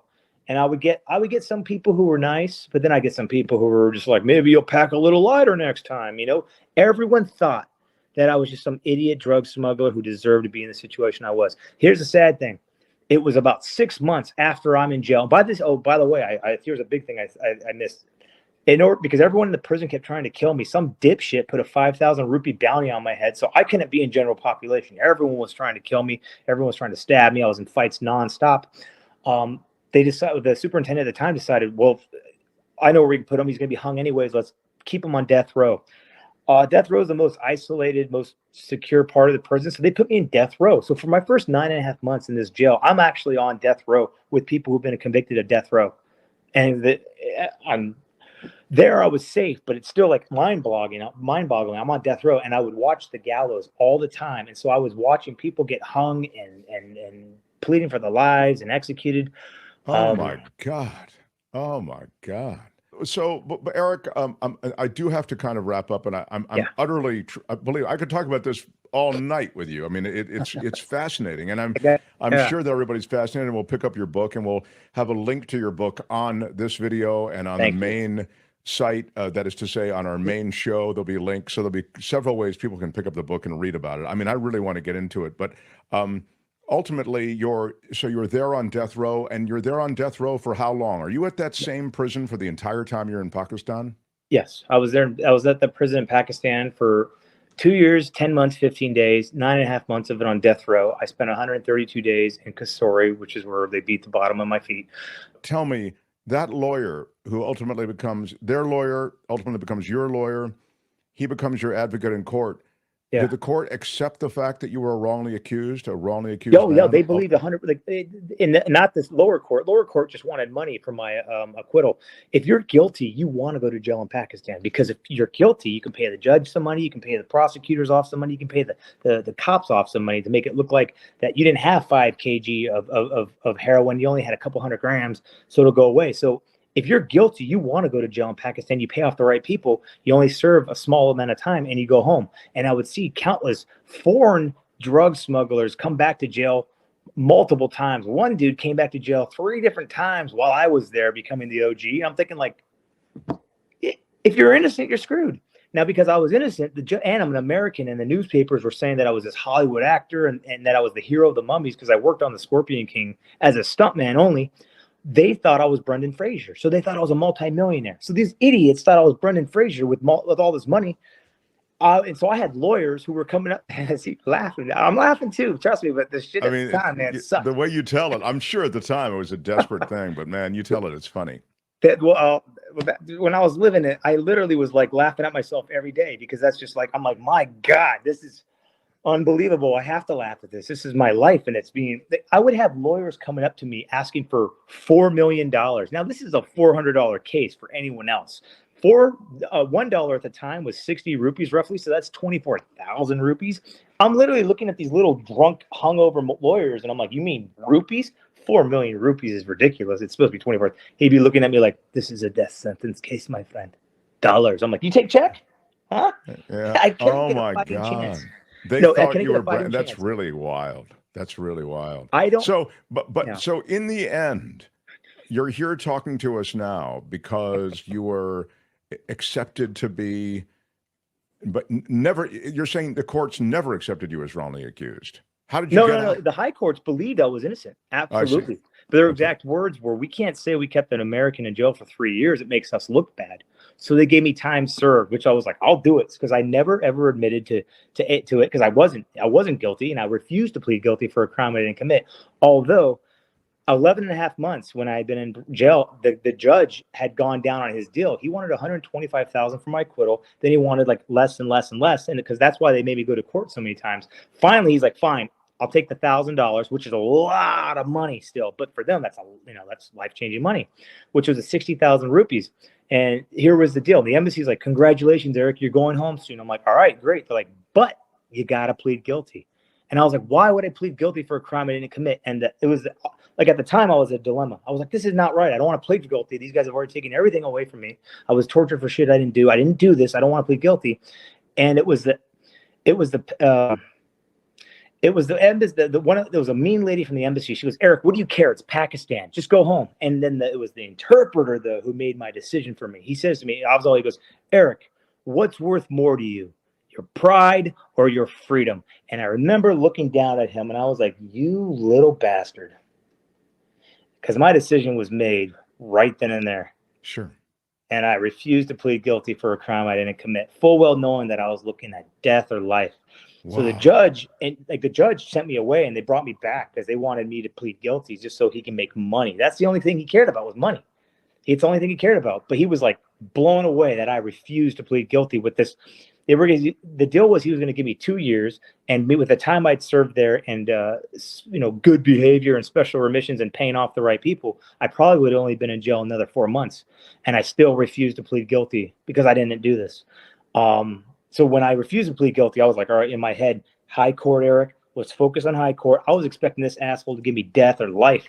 He gave me 7 years, and I was relieved. Holy crap. I was expecting the book to be thrown at me, right, with the kitchen sink. He gave me 7 years, which was still ridiculously harsh because all these other people were being arrested with like tons of kgs and getting 5 years, 3 years because they're playing the game. Playing the game meaning they're admitting to it.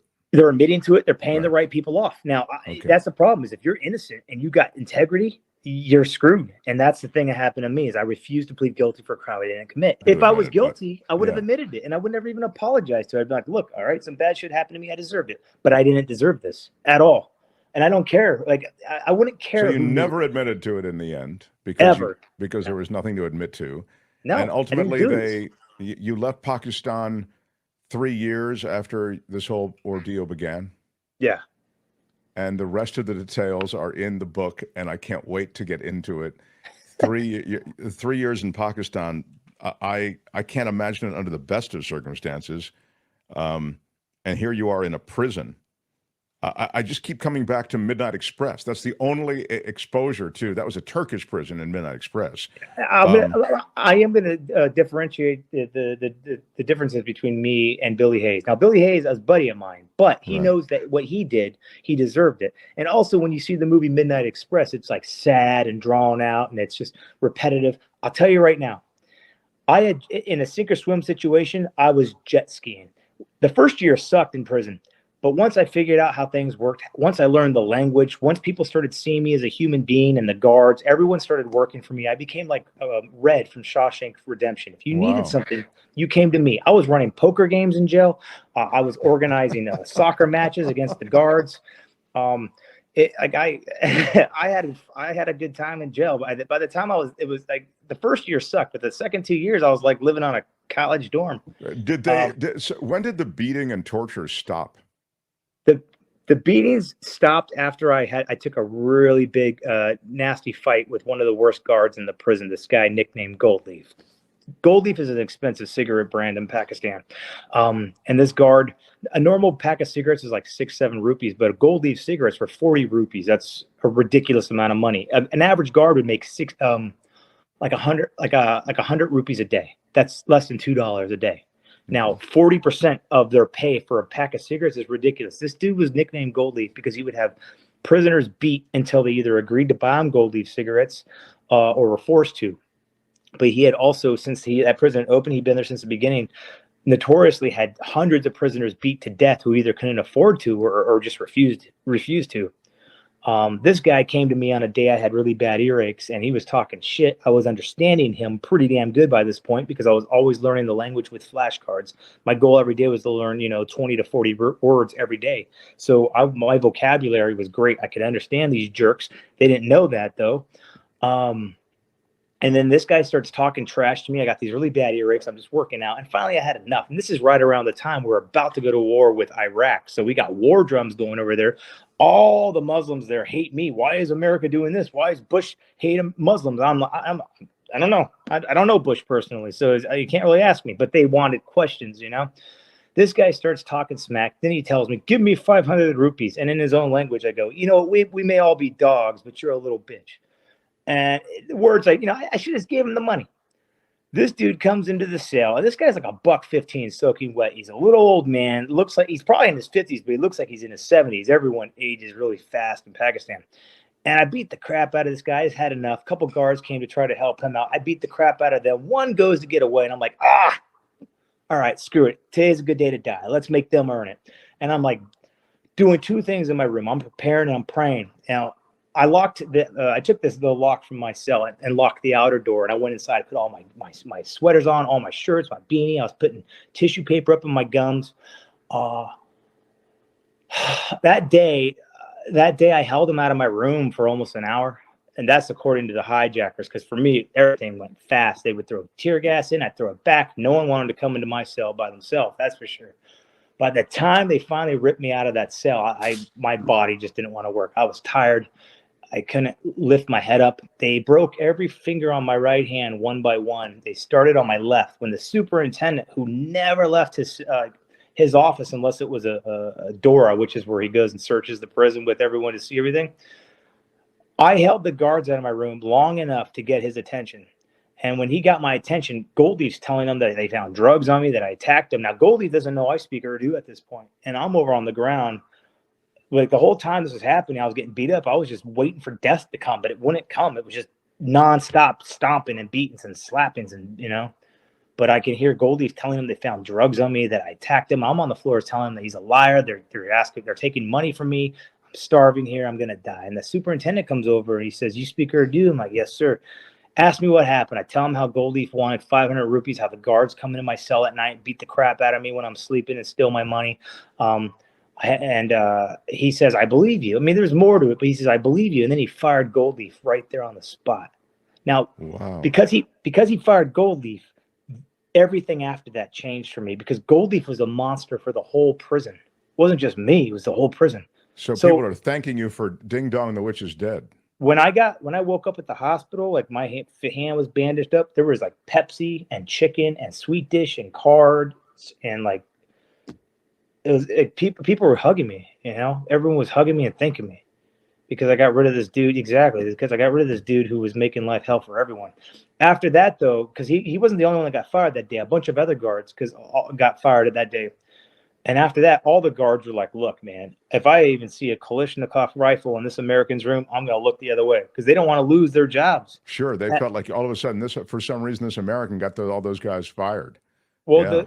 the superintendent, the superintendent and I became good friends after this, actually. His name was Nadeem Koker. And he liked me. And he didn't think I was guilty. He genuinely believed I was innocent. Wow. What a remarkably harrowing story. Unbelievable. I mean, you might have been, if not uniquely, extraordinarily a person who could withstand and somehow navigate that horror. It's incredible. I can't wait to get into the book. There'll be a link for the book under this video and also under the main show. And wow, it's so great to have you here. And I must say, as I say, I could talk to you about this stuff and get into every little tributary of what happened for hours, because it's a tale you just will not hear many people tell. So thanks, Erik, and good luck with the book. And I guess was there a movie or some kind of other part of this, right? So the book took so long to write because every time I would try to get a ghostwriter to write it, I would sit with them for months and months, and then they would try to go get they would write a treatment and then try to go get an advance, and no one was given advances. And so I sat with them for 3 to 4 to 5 months, and time went away and it wasted my time. I had to go to another ghostwriter.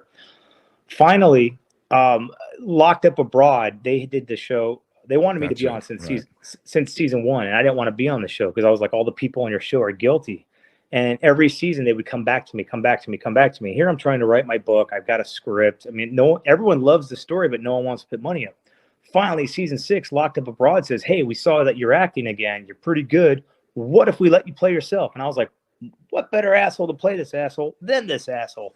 So I played myself in Locked Up Abroad, season 6, From Hollywood to Hell. Problem with Locked Up Abroad for me is the show's in every country. It's a Nat Geo show, so it's in every country and every language. My episode was viewed over 1 billion times. And I don't know if you know about the internet, but everyone on the internet is 7 feet tall. So I was getting death threats from all over the world in every language. Everyone's like, "How many dicks did you suck in prison?" I'm like, "Well, besides your dad's and your mom's, I mean, like, how many times did you get raped for a bowl of lentil soup?" I'm like, I lost count, Everyone on the internet was just coming at me with bullshit because Locked Up Abroad took a 13-hour rushed interview, crammed it into 48 minutes, and only kept the exciting stuff. They left out how I was the way I was, how I was able to adapt, and how I was able to adjust because my life before prison led me to be built for jail. I'm the only one that I'll say this. I was built for jail. Yeah, that's what I guess I was saying. You're uniquely maybe built for this situation, but it's more than just your physical. You navigated this psychologically as well. Well, that's all in my book, but that's also in my documentary, 3 years in Pakistan, the Erik Audé story.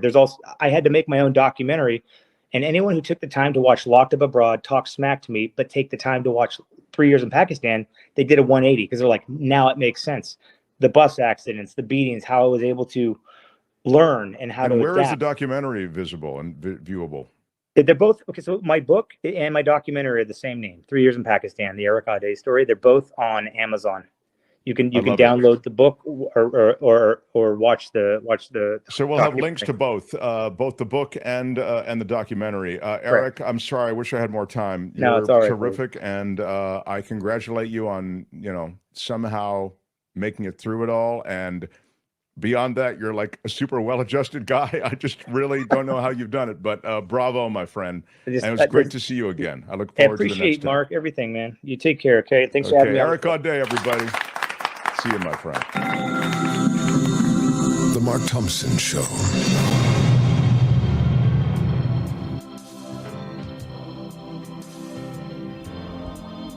And that is the Mark Thompson Show.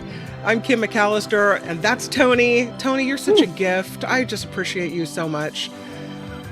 Can you imagine being locked up in a foreign country for 3 years? How crazy is that? I would not have done well. No, I would not have done well. I'm definitely not built for prison. Let me tell you that much. Not even a little bit. But it really sounds like an interesting book and an interesting documentary. So I'm glad to have heard the story.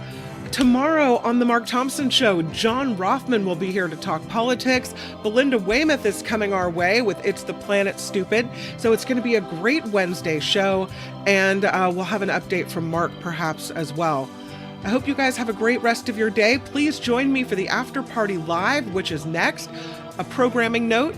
I'm Shadow Stevens for the Mark Thompson Show. Bye-bye. You got the Nikki Maduro Show did not air today. Bye-bye. It will air at 2 this afternoon, in case you're looking for it. All right, I'll see you guys tomorrow, and see you on the After Party Live next. Bye, everyone. Bye, Tony. Bye.